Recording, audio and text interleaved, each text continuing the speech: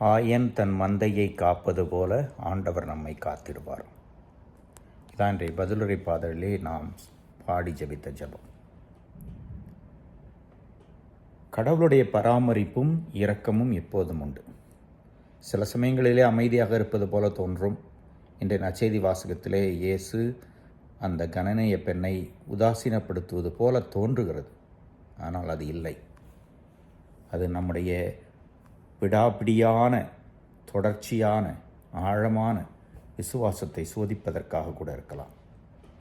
அந்த பெண் தன் ஆழமான விசுவாசத்தை, எளிய விசுவாசத்தை வெளிப்படுத்தி குணம் பெற்றுக்கொண்டார். முதல் வாசகத்திலே இறைவாக்கின எரேமியா வழியாக கடவுள் ஒரு வாக்குறுதி தருகிறார். எப்பொழுதெல்லாம் நாம் கடவுளை விட்டு விலகி செல்கிறோமோ திரும்பி வருகிற பொழுது மீண்டும் கட்டி எழுப்பப்படுவோம். திரும்பி வருவதே கடவுளுடைய அருள்.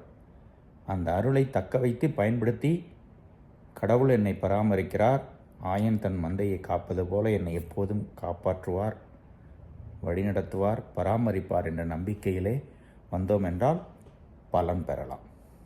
இந்த நம்பிக்கையை வளர்த்து கொள்வோம். இறைவன் என்னென்றும் வாழ்த்து பெறுவாராக.